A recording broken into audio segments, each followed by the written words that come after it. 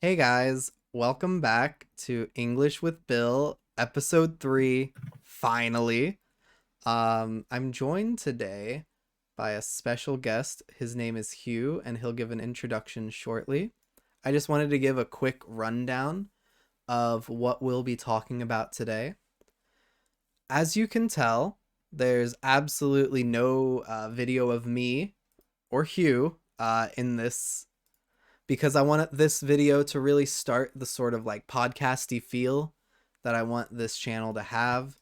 Maybe occasionally I'll have videos of my face, but this is gonna be try to become the norm from now on. As you can tell, there's some drawing going on. The bathtub name, that's him. He goes by that sometimes. And yeah, so Hugh, if you could go ahead and give us a quick introduction of yourself, that would be great. Yeah, I'd love to. Thank you for having me here. I'm excited to be here. My name is Hugh.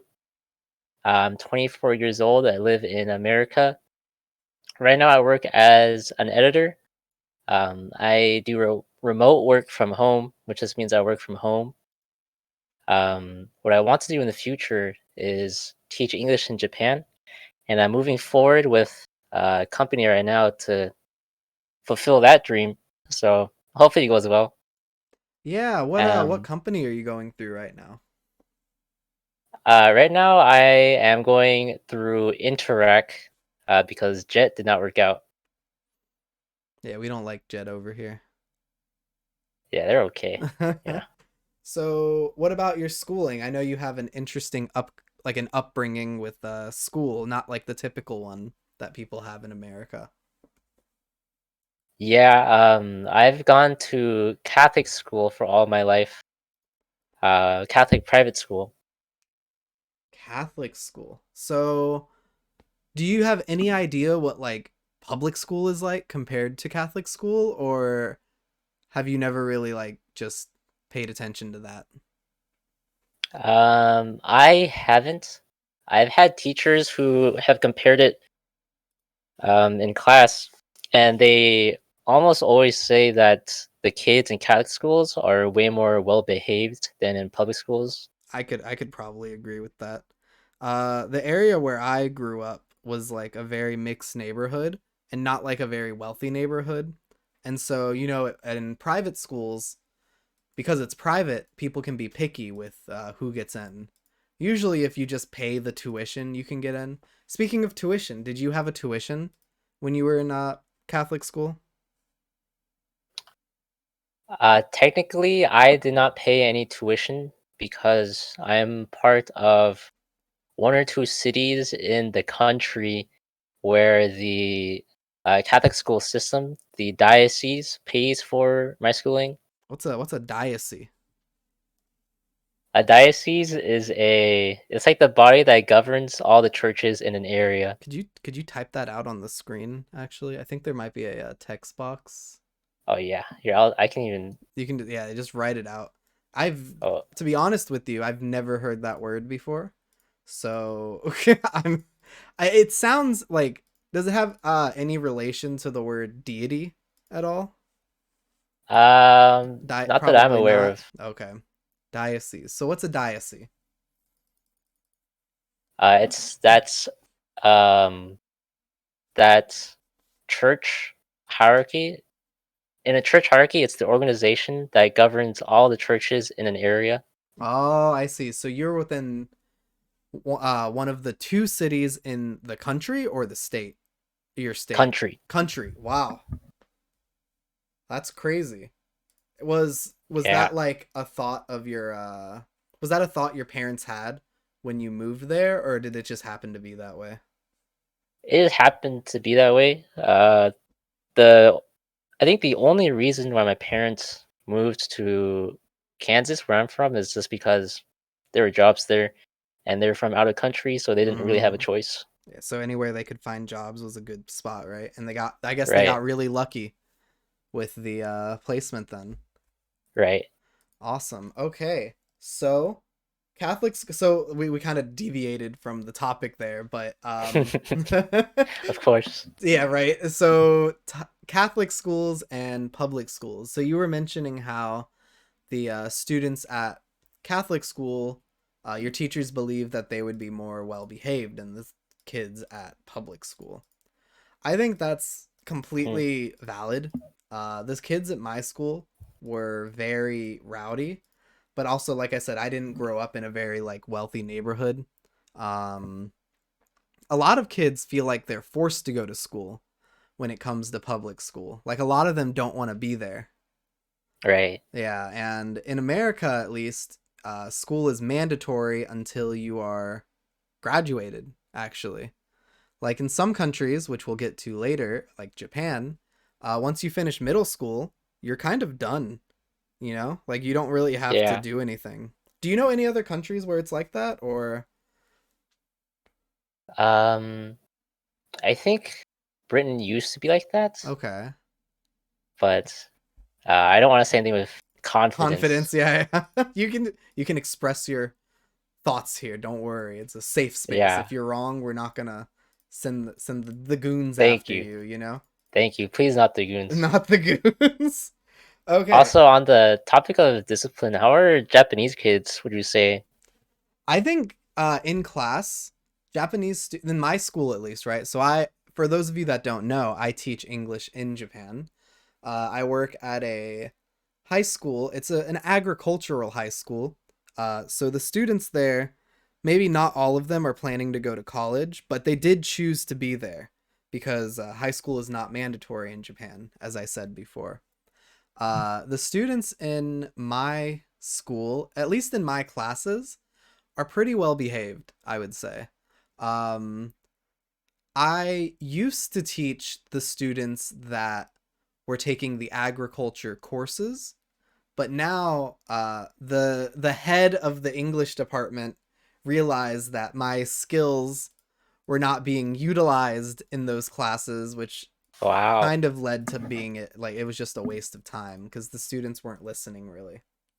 Yeah. So I think the students in the agricultural courses maybe have more energy than the ones in the non-agriculture courses. But my students are pretty quiet for the most part. I think maybe they might be intimidated by me just because I speak English and not Japanese in the Right. classroom. um, but overall, I think their behavior is pretty good. If a student passes a teacher in the hallway, you can almost be guaranteed to get greeted with like a konnichiwa, which is hello in Japanese, or like ohayo, which is good morning. So students are very kind to their teachers. I haven't really heard too much about like student conflicts with each other, which is good, but maybe also that's just not something people talk about, you know? Right. Would you Keep say it there were under a lot the. of student conflicts with each other, or do you think like the behavior of students at the Catholic school was just good all around, like in class, among each other? What would you say? In general, my class was very harmonious, but I Mm, think that's more about my class instead of the school in general. mm-hmm. Because there definitely were some bullies, Of and maybe course. some, of course, everywhere there are some bullies. But in general, not that much. And I get along with pretty much everyone in my class, which was That's really very lucky. nice. That's a very, yeah. Which is, it stinks that it has to be lucky, you know? Like that should just be the norm, you know? Right. I think I got along pretty well too. Um, I don't know. Did they have AP courses or like IB courses where you were from? They did. I took a lot of AP Right. courses. Not to So brag, but that's me too. Um, so AP, for those that don't know, it means advanced placement. And with advanced placement courses, what happens is you go to a higher level course while you're still in high school that the course is kind of on a college level. And if you're able to pass the course and pass this AP test at the end of the year, you end up getting credit for college. So it can save you money, it lets you graduate faster. It's a really good deal. Did you have to pay for your AP tests? Yes. Oh, so that's the difference at my school. I don't know why it was the case. I don't know if it's my county or if it was just my school specifically, but we didn't have to pay for the tests. Oh wow, And I think, that is nice. right? And I think if we had to pay for the tests, I would have been a lot more inclined to do better on them. You know what I mean? Yeah, I see. I think a To get your problem, value. right? I think a problem I had back when I was in school was like if it's not a grade, I don't care. You know? Like in my head, the most important thing in school was to get a good grade. Now, did I Right. do that in college? That's a different story. We're not talking about college today. Um maybe. Yeah, but in high school I did rather well in high school. Like I got the grades. Um but I don't know if I ever really learned how to study because Right. high school in America, I think, at least at public schools, maybe this is a difference we can like go more in onto, but public schools have these things called like standardized testing, and it's supposed to be a way of testing students so that mostly everyone can pass. Um so the tests cater to like the lowest level. And because they Right. cater to the lowest level, um, maybe they aren't so challenging for some students. Right. Did you have standardized testing at your school? I did. Yeah. You did. What did you have like SOLs or is that something that was unique to Virginia? I haven't heard of those, so Okay, yeah, probably unique. I think so. We would call them like Virginia's standard of learnings. I think they were like part of like the Department of Education in Virginia. But those tests were like those kinds of standardized testing that I mentioned. So how did the standardized tests work at your school? Was it something you took at the end of the year? I believe so. Am I taking it in the middle or close to the end of the second semester as well? To the end of the second semester. So you had more than Around two there. you had more than two semesters? Or No, no, no, no. It was 2 semesters. oh, okay, okay. Like it wasn't at the very end, Ah, but I it see. was I see. Like maybe 3/4 of the way through or something. right. That makes sense. Okay. Yeah, I But think. also, Mm. sorry, what were you saying? Oh, go ahead. Go ahead. I was gonna. This is something I talked about with some friends who were talking about American education, Yeah. and we would relate your, let's say, your disinterest for anything more than getting or just passing, getting a good grade, Yeah. as a downfall of the American education system, where it's like the most important thing is the result. Yes. Um, Not the process, right? right. And Exactly. I think that's tied to that's more deeply tied to how we speak. Like we would ask kids, "What do you want to be when you grow up?" And we're expecting a job Oh. instead of something like, "I want to be kind" or something like that. Oh. I've never thought about it that way. That does make sense though. Like like from childhood, everything is really focused on the end result. Like I Right. remember being asked 1,000 times when I was in elementary school, like, "Oh, what do you want to be when you grow up? Like, what kind of job do you want to do?" And it's like when you're a kid, people dream big, right? And then as you get older, it becomes more realistic. Like, "Oh, I want to Yeah. be an astronaut. I want to be, a pop singer or something. But as Yeah. you get older, it becomes more, you start to discover what you like and what you don't like. And so maybe as a kid, you love space, but as you come to get older, it's like, huh, space ain't really all that. Yeah. But that's an interesting way to think about it, and I completely agree with that mindset. Um, I think, yeah, people in the American education system are extremely result focused in that, if you get the good grade, you get to go on to college. If you do well in college, you get to get that job. But it's never really the Yeah. process of how to get there. They never really teach that process. I never learned how to Yeah. study, you know? So Yeah. I think another thing that could be thrown in there for my problem is that, I was a first generation college student in my school, or not in my school, in my household. My parents never went to college really. So they never really could like pass on those kinds of like methods to me either. But I'm not going to blame them for that, of course. I Right. like that's something I should have learned myself too, but it's in the past.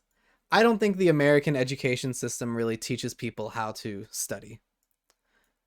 Right. And Or I more think, importantly, like how to enjoy the process. yeah, or how to enjoy like studying, or what do you mean? Like the process of studying? No, just like the process of getting somewhere. It's more about Oh. everyone's more interested in, or I should say, in general, people are more interested in getting to that big paycheck instead of the process of getting there. The process of getting to the I see. They only see the end result. They don't see like I have to do all of this, to get there. Right. They think if So it's, time passes, just like eventually I'll be there. Eventually I'll get to that paycheck. But then, yeah, reality hits them and then maybe they realize that getting that paycheck's a little bit more yeah, it's hard. it's a little bit more difficult than I thought it would It's be, hard. Yeah, that's related to how you're saying you never learned how to study because they didn't teach how to study. Yeah. That's because you you were never taught to be interested in something like that and how to look for yourself, how to teach yourself basically. Oh. Like I was never taught how to teach myself because my entire life was like, or like not just mine, but like people in the American education system. Their life is like everything's always been taught to them. Everything that like they're given the knowledge from the teachers the entire time. So they never have to do any sort of thing outside of that. Or it's like they're never told to really do anything outside of that.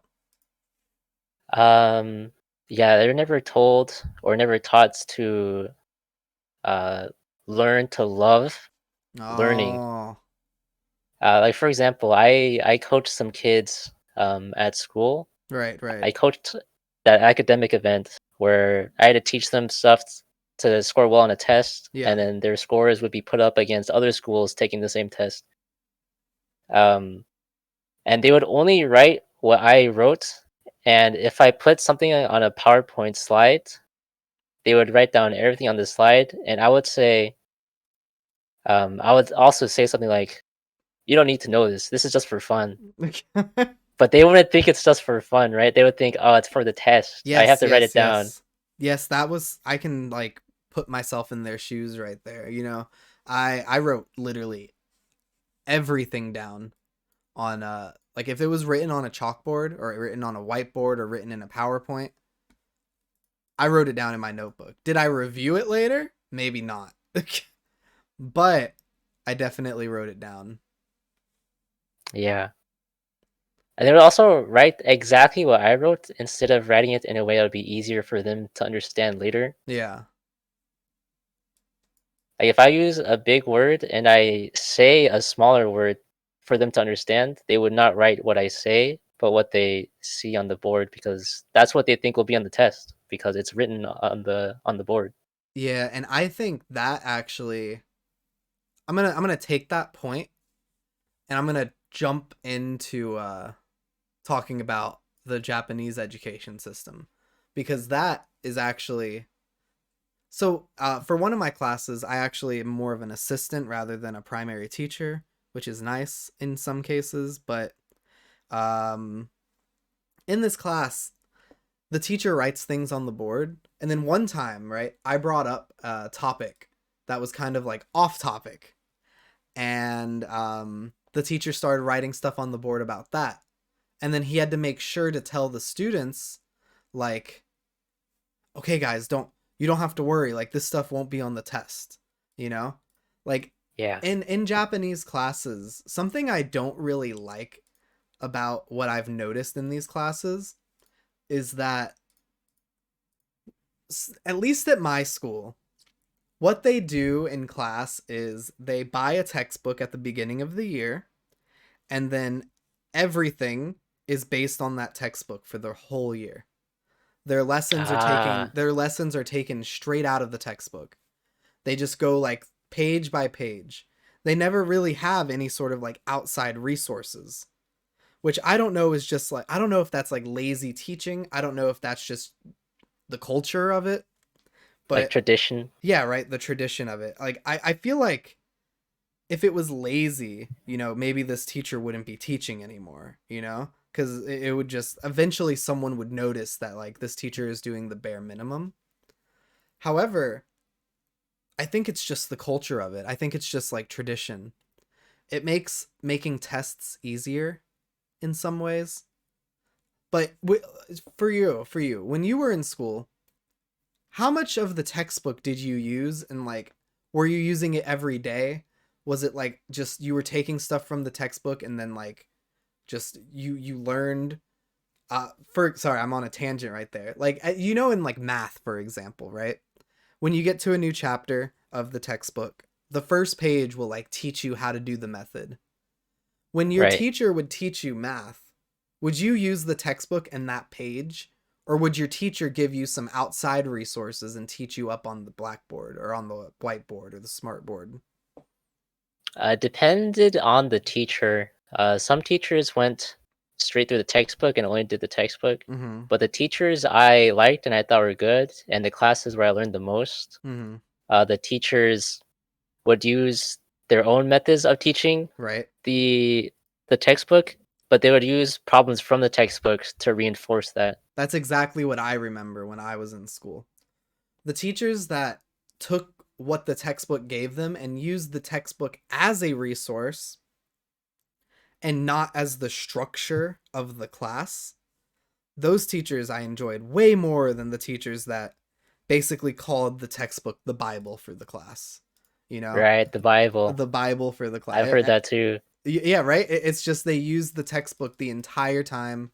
Everything's based on the textbook, and is you never really understand like at that point why do you have the teacher? You know, like if you're just Right, the using the book is the textbook. teacher. Yeah, right. And that's a problem that people run into in college, which I said I wouldn't talk about, but I'm just gonna talk about it. I think a major issue with the American education system in college is that they force you to buy these textbooks, which we all know not everyone does, if you know what I'm saying. Right. Um, they force you to buy these textbooks and then you don't even use them, you know?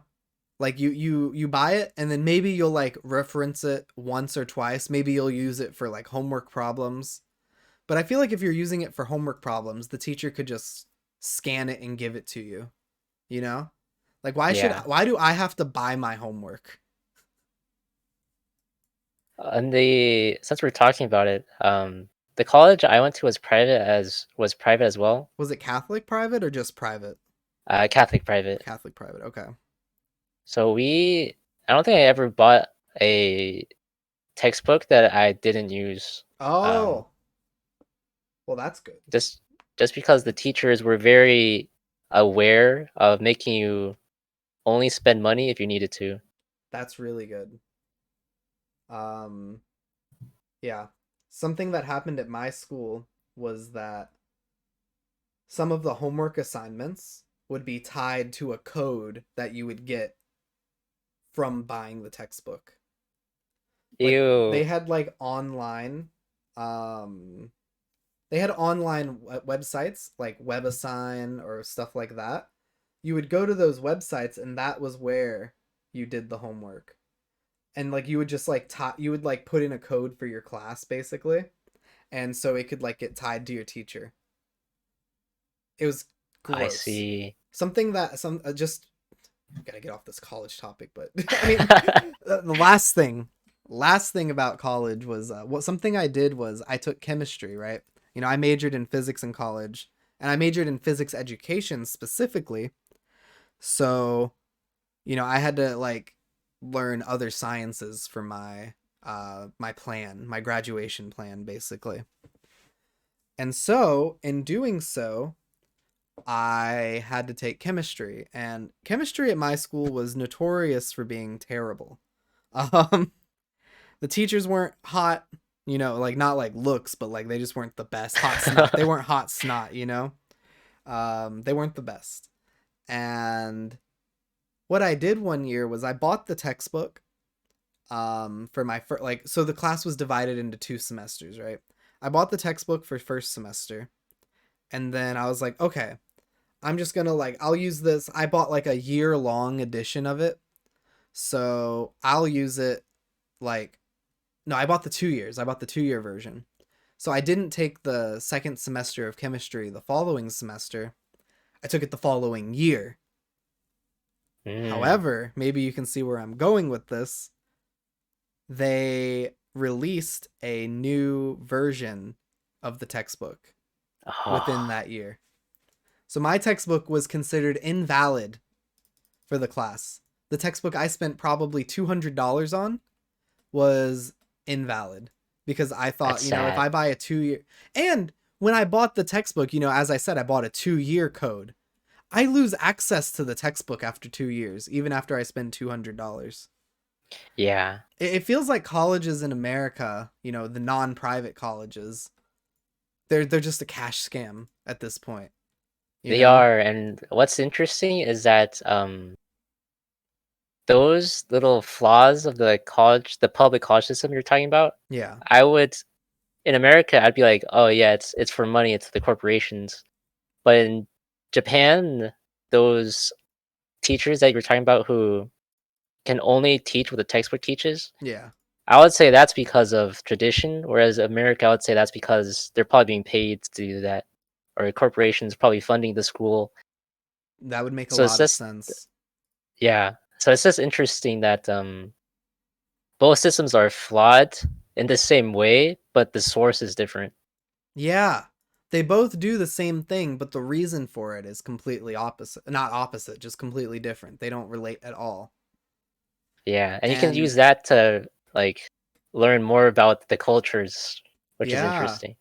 that actually does tie into some of the culture. I think Japan, and I don't mean this in a bad way at all. I think Japan is kind of stuck in the past in a lot of cases. Like they don't change things, like for the last 40 years, salaries in Japan have not changed, but prices have started to go up in like the most recent Right. years. Like everywhere prices are going up in the whole Yeah, world, everywhere. right? And so because of that, people are starting to not be able to like afford things as easily.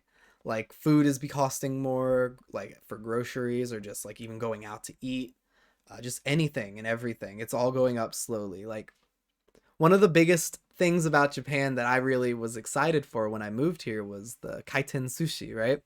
The rotisserie, like revolving bar sushi. Yeah. And I was excited for it because in America, it was like $3 for one plate of sushi.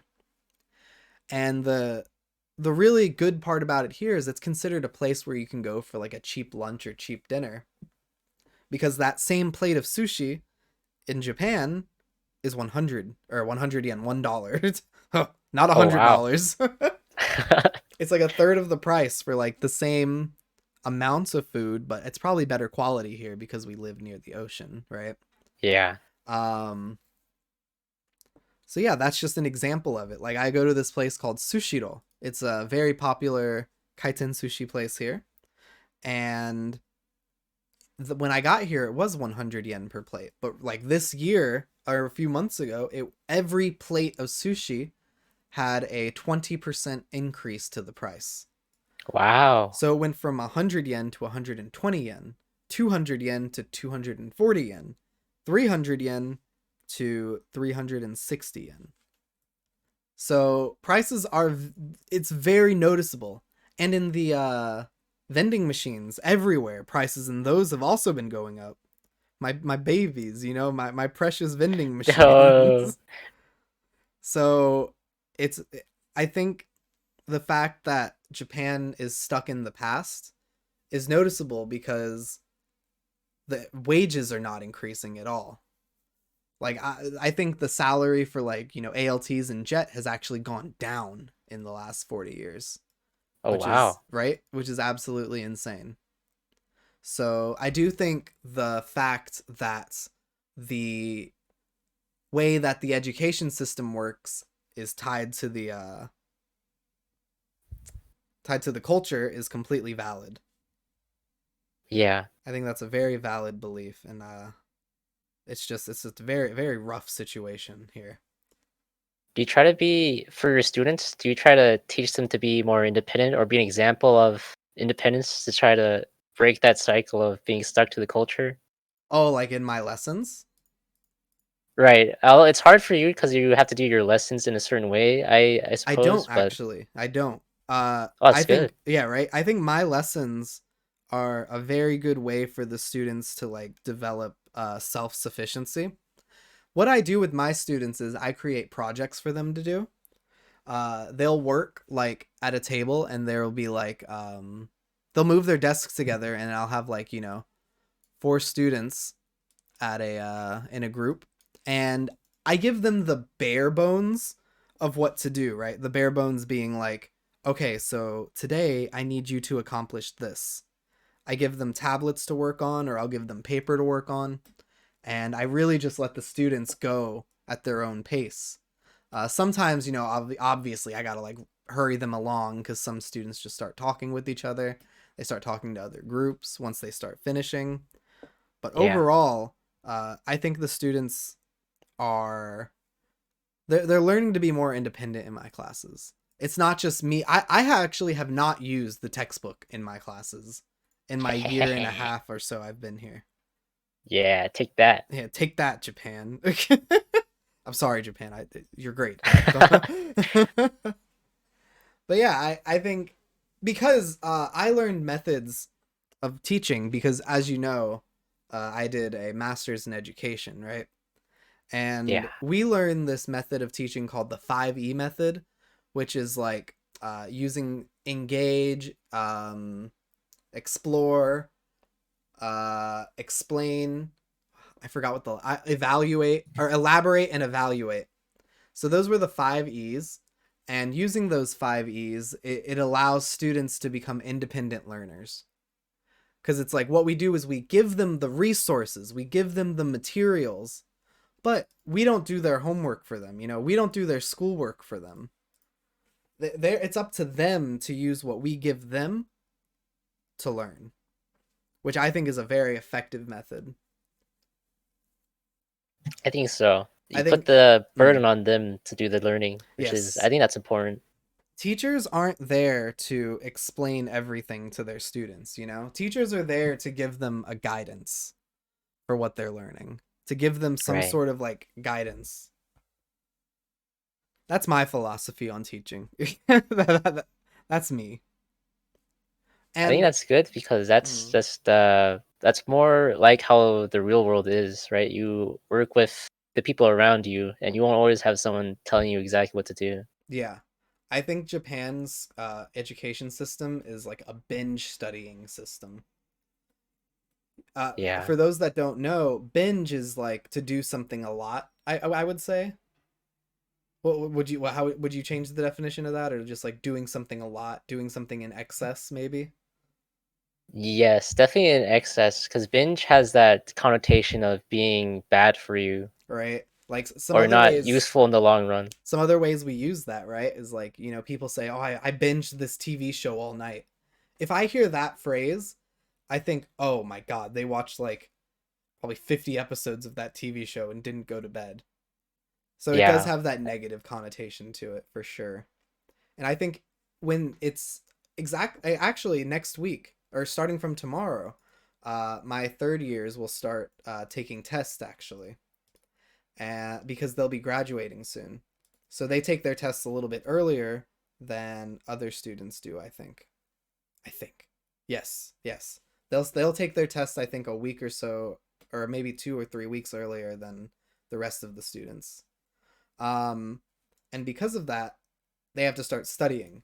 I had a student yesterday who was telling me, or not yesterday, 2 days ago, because today's Sunday. She was telling me, "Oh, it's my birthday on Saturday," and I was like, "Oh my gosh, what are you gonna do for your birthday?" And she's like, I'm gonna study Uh, because she's a third year, right? So she has to go study on the weekends because she's gonna take like 5 or 6 tests this week. yeah. I don't like the binge studying culture. Um, I really wish that could change to like a more just in America, right? Like I don't want to make Japan like an American education system, but No, I think America does tests right in that they don't stack them all at the same time. right. Tests in America are like spaced, you know? I think teachers even like they'll even like message each other or like talk to each other in the teachers lounge and be like, "All right, guys, so I'm having like a science test this week, so try to lay low on the homework for the students, you know?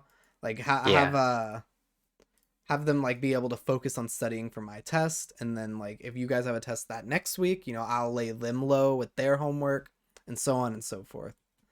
I think teachers are really careful about that. But yeah. I could personally not imagine having to take like 6 tests within 3 days. No, That's that'd be really just hard. right. That's tough. The students are studying on the train. The students are studying like while they're walking to school. It's just pitiful. It's so pitiful to see. But they're used to it. You know, like if I talked to them about it, they would be like, "Oh, this stinks," but they would never like outright hate the system. You know, because they've been doing that Right. their whole lives. It's just the way it is for It's them, just right? the way it is, right? It is what it is. Which I hate that phrase, but it is what it is. Yeah, because they can. There are other places that don't do that, right? It's like America, for example. Yeah, It's like America, for example. And I'm sure there's other places. I'm not an expert yeah. on the world and how the world works, but, No, of course not. right? Me But too. there's a reason that, like, it's frowned, like, there's a reason we don't like it because we know that there's better ways to do it. And I'm sure that there's other places that have even better ways than in the American system, which I'm not saying is a good system at all, but Right. yeah. Well, there's one place that has like people say it's a great education system, and it's somewhere in Europe. It's like Finland or Switzerland or I something. believe it's Finland Finland, maybe. because their teachers are very well paid. Ah, I think that's a topic for another time. But teachers are not paid enough. um, I'm not saying that as a teacher. I'm saying that as a human being. I think teachers should be paid way Definitely. more.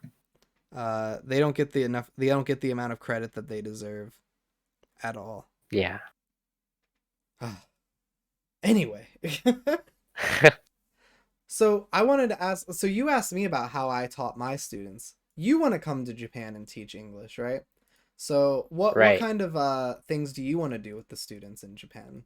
How do you want to like handle your classes? I know that might be a tough question because you know, until you're in the position yourself, it is a little tough to like imagine doing it. So if you don't have an answer for that, that's completely understandable. Um. Yeah, it's a hard question, especially for since I'll be an ALT like you. Mm-hmm. It, and I've heard it really depends on who your head teacher is, how much That's true. interaction you'll have with the students in class. That's very true. So it's hard to say. Ideally, I want to have an open classroom Mm-hmm. where I guess it also depends on the ages of my students, That's but true. You don't know where you'll be placed yet. That really does. Yeah, that is a tough question. It really is a tough question. yeah, But it would change depending on the age. But I would want my students to learn um, that the world is bigger than they think it is, and they should have an open mind that's that challenges the things in front of them. mm, They may not be able to change it, but they can definitely control their reaction to the things around them, for learn sure, from them, for sure. and make the best of a situation. That's That's my yeah. ideal. That just giving them some sort of change of pace, I think, is the best thing. Yeah. You know, because they're so stuck onto the system of like how Japan teaches everything that just have they would just have a breath of fresh air in your course.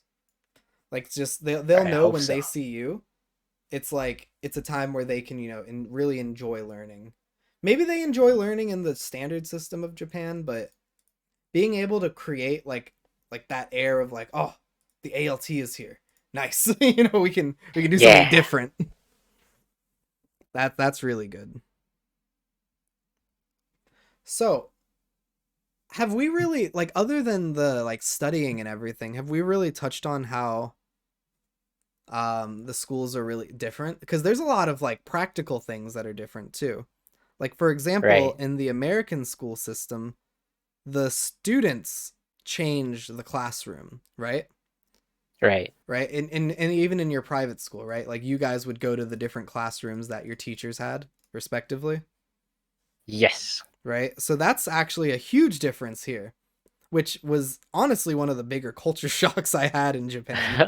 Um, in Japan, the rooms are more or less owned by the students, and the teachers have their own like staff room called the like shokuin shitsu, and inside there is where all the teachers hang out. They have is a desk, as opposed to in America where the teacher has a desk, four walls, desks like for the students, everything. Yeah, everything. And I don't, maybe this is just because I'm in the countryside, but I've noticed that the technology out here at my school is extremely low level technology. Like, the most we have is a projector in the classroom, like, for Yeah. technology. What kind of technology did you have in your classroom?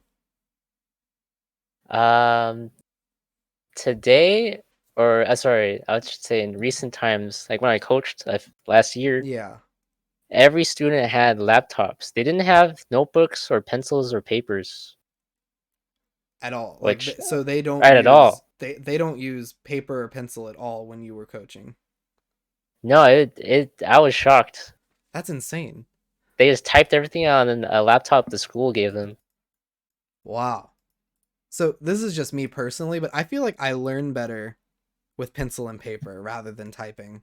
How do you Me feel about too. that? Right? Okay, right? Right? it, It just feels different. it feels like it gets ingrained into your head more when you write the letters down as opposed to just Right. pressing buttons. Yeah, I you're writing it into your brain. exactly. I'm pressing buttons all day when I'm on the computer and everything. Like, I guess it's kind of hard when that's the case because my brain can't differentiate between the two, you know? My Yeah. brain's like, oh, it's typing. Oh, that's just what I do every day. Okay, nothing special about this. But if I write down something, it's like, oh, we're writing. I should focus on this. Yeah. This is it. This must be important if I'm writing it. Yeah. Something like that. Yeah. So the students are all paper and pencil here. At my school, Good. actually, they started giving laptops to the students, but they have to pay for it, obviously. Um, Ah. right? It's not cheap either. It's like $600 or $700 for this laptop. Oh wow. However, the students aren't really utilizing them too much in the classroom. Um, I don't know if that's a fault of the teachers or a fault of the like if it's like a fault of the system. I don't know, but yeah, the teachers don't really have the students utilize the laptops that much. Like, but in the same note there, I only see my first years like once a week. So I don't know what's going on in all of the other courses like history, science, and whatever else they do. But I know in English, Yeah. they don't use their laptops, which I think would be probably one of the better places to use a laptop. I don't know. Yeah. I say that because it's an easy way to like look up to like translate things if they need to like look up what a word means or something. But yeah, Yeah, I and they can think hear pronunciations of things, stuff exactly, like that. exactly. Like, if their teacher's poor at pronouncing things, it would be really good for them to use like they could like plug in like a headphone or something and listen to it real quick. Actually, this laptop thing is kind of incredible.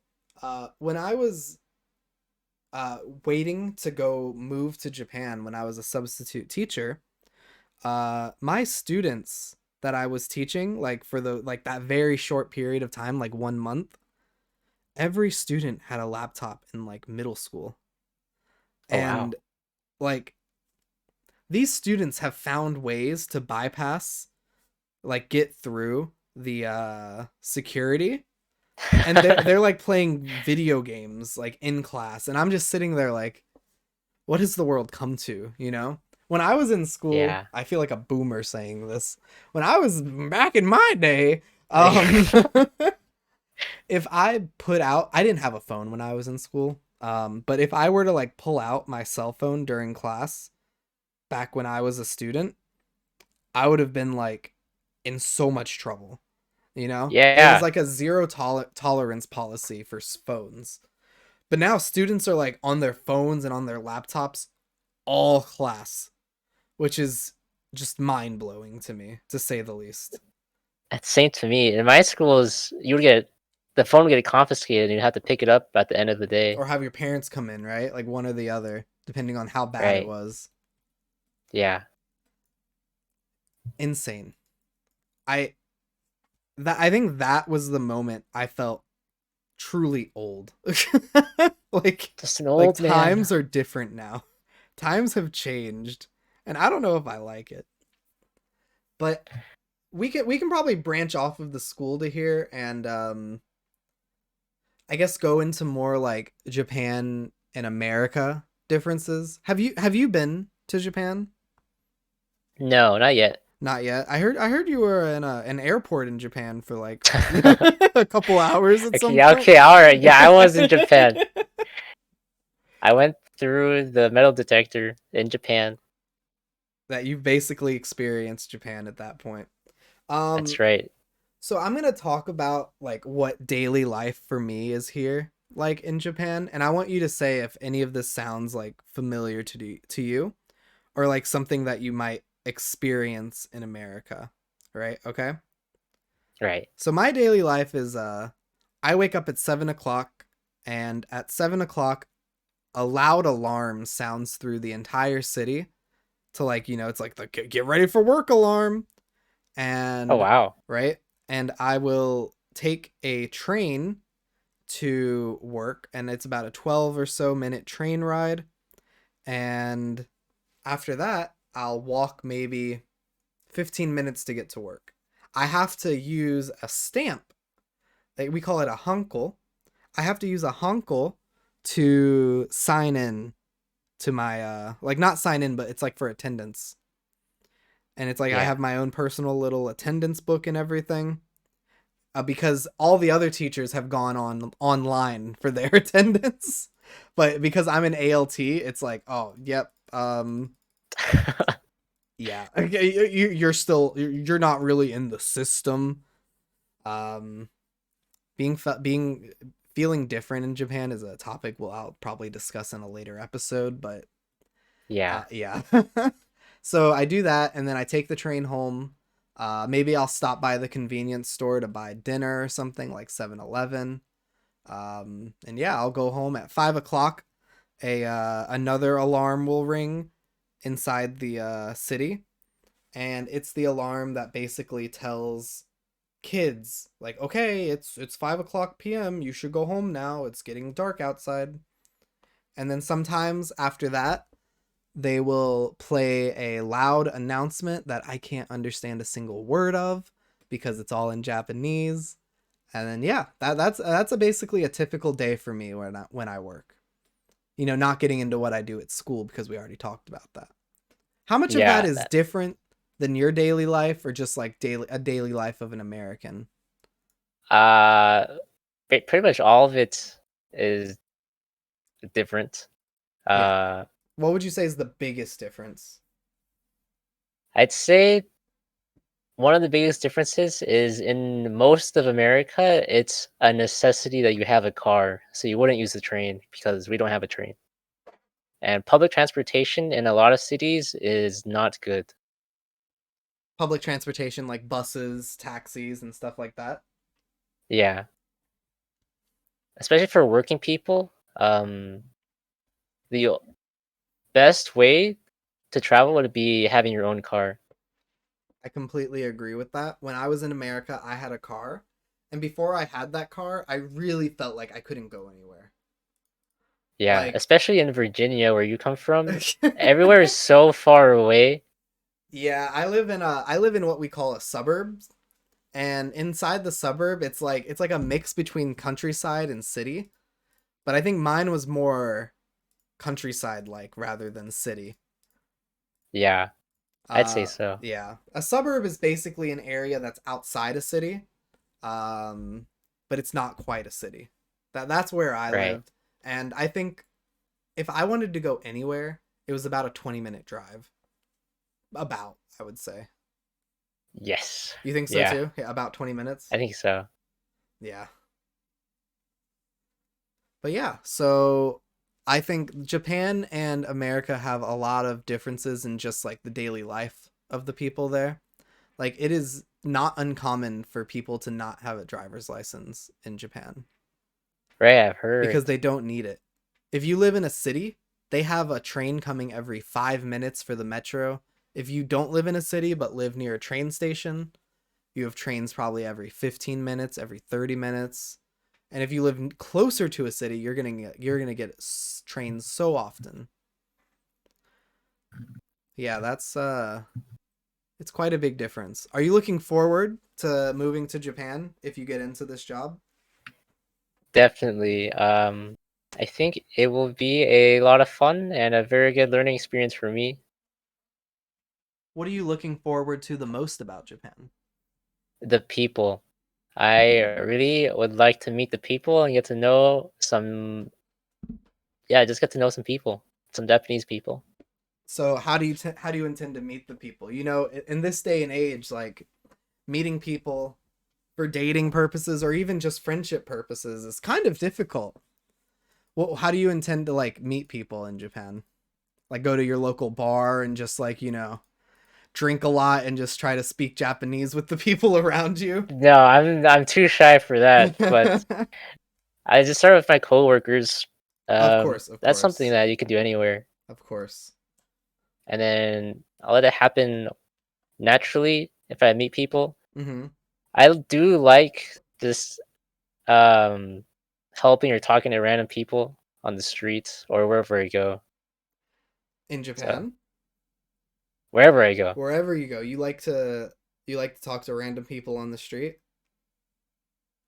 I should say helping random people. If someone looks like they need help, Oh, okay, that's a good okay. time So to you use interact. that opportunity as a way to like talk to them. Right? You're not talking to random people just like randomly, right? There's like some sort of bridge to like that conversation. Yeah. People tend to feel like they have an aura of "Don't talk to me." I think that's a very common thing here in Japan, honestly. Like it is Yeah. it's a little strange honestly, like comparing how the people are in Japan to the people in America. I think people in Japan are very polite, very kind, you know. They'll help you, but mostly they keep to themselves. You'll never have a random conversation with someone at like a grocery store or while Yeah. you're on the train. But I feel like in America, I actually while I was in America, I was in line at a Walmart and this guy came up in line behind me and he was like, "Yeah, I was waiting in the line over to the side and I noticed you didn't have too many things in your cart, so I decided to move over here cuz I think this line would go faster." And I was like, "Oh, that's awesome, man." Cool. Cool, man. And this was during my trip to America after I had lived in Japan for a year and I was honestly like I didn't really know how to react, you know? I wasn't really Yeah. used to people talking to me like that because it's like night and day, you know, Yeah. here in Japan Also, with here in America. one thing that I think that's important to keep in mind in general, especially for the people who might be shy or don't want to talk to people in public because they think others might not want to talk to them. Mm-hmm. Um, People will always wave back, but no one will wave first. So if you wave at someone, Mm, they're gonna wave back. If you say hi to someone, they'll say hi back. that's true. You have to. Someone has to make that first step, and if you know they won't, you got to do it yourself, right? Yeah, people are more receptive than you would think, especially if you don't think others want to talk to you, but they always say something back. That's a good piece of advice. That is a really good piece of advice because I know there are people out there that are just mortified of talking to people, you know? Right. I used to be. Right? And it's like if you just take that step, you know? Like my dad, for example, he is an incredible example of someone who will talk He to is. anybody. He will talk to anybody. And in my head, I think it's both a very embarrassing trait when I'm with him, but also a very admirable trait. And I think that might also just be a factor of like his age and when he grew up, you know? Like I think Yeah. people maybe in the past were more receptive to talking than they were these days. I What would would you say agree. about Yeah. that? You think so? I think so. I think there could be a lot of reasons for it, but for us, probably the internet would be why people got quieter. I feel like. I agree with that. Yeah. Cuz the internet just provides so many opportunities to talk with people and it's all texting, you know? Yeah. I think a good example is when I was a kid, right? I always called my friends on the telephone. Like on the Me phone, too. not like voice chat on like their cell phone. No, I was calling their home phone. And Yeah. there were times where their parents would pick up. And I guess I was just fearless as a kid. Like I would be like, "Hey, is so and so home? Like can I talk to them?" And they'd be like, "Yeah, sure." And we would be on the phone for hours. Like I, Yes. I don't know what we talked about, but I think younger me was just awesome. I was so cool as a kid. And nowadays I get a little bit of anxiety when I have to call someone. I don't know about you. I don't think you're the same, but for me, like I will get like a little anxious when it's like, "Oh, hey, I got to call like this company to do something," or "Hey, can you call this number?" Like I used to call people without any regard for like what they were doing. But nowadays Right. I'm like, "Oh, I don't want to call them and disturb them while they're busy," you know? Like, "Oh, they Yeah. might be busy, so I don't want to call them." Do you feel the same at all or is that like different than what you feel like? Um, if it's for business, then I don't mind calling at all. Mhm. But with friends, I agree. It's like, especially since we're adults now, like That's they could be true. working and they may not want a call. That is so true. But also, that's similar to what I was saying about how people don't mind you talking to them more than you would think. That's true. That is So true. I would it, can I throw something in there real quick? yeah, go ahead. Like Yeah, how I was saying like I don't want to like, disturb someone by calling them randomly or something. However, in that same note, I've had times where my friends would call me randomly, right? And I would be right. It's completely fine great. with it. I'm Yeah, like, "Hey, thanks for calling. Like I'm glad you called." But right. in That's my what I head, mean. It's right? yeah, It's like, but if I call them, I'm like, "Oh, I don't want to do that." but they would love it. Right, they would probably love it. But I always fear that like I call and they're like, "Why are you calling?" You know? Yeah, But maybe there's some underlying issues if I call someone and that's the first thing they say. But yeah, I yeah. think I think we've kind of deviated off the topic now and we're coming up on the hour mark when I intended for this to be a 20-minute episode. Oh wow, that's amazing. So, Special episode. a Have fun, special everyone. episode everybody. Um but yeah, thank you so much for talking. Guys, if I'll probably have him on a lot more cuz it's a lot easier to Wow. talk to someone than talking to myself. And I think as you can tell he has a lot of good opinions on things. And just a lot of good insight and he's well spoken. So for sure, thank you for coming, Hugh. And Thank you for having me. yeah, it's like what 2 a.m. for you right now in America. Just Just one one. a.m. Oh, okay, yeah, that's nothing. That's nothing. You stay up like way later than that usually. But Oh yeah, yeah. but yeah, yeah. Thank you so much, and everyone, thank you guys for listening. I don't know if you guys listened until this point, but thank you guys for sticking around. And if you guys have any sort of recommendations for topics that you want me or me and Hugh to talk about in the future, please go ahead and drop those in the comments. Remember to subscribe, smash that subscribe button, Smash hit that that like subscribe. button, and leave a comment. I love the comments. But yeah, anything you want to say before I end this off? No, just keep learning English. It's a beautiful language. If you have any grammar questions or anything like that, put it in the comments, and Do you want me to hopefully like said put in like your email or something for them to like contact you or something in the description?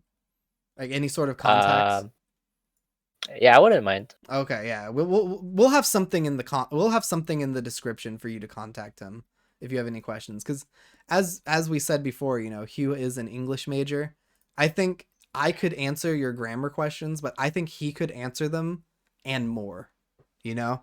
He could probably give you a lot more clear of an answer and a lot more clear examples than I could. But yeah. Hopefully. Yeah, Hopefully. hopefully. But yeah, thank you so much. I hope you guys have a great rest of your day. All right. Bye. Bye.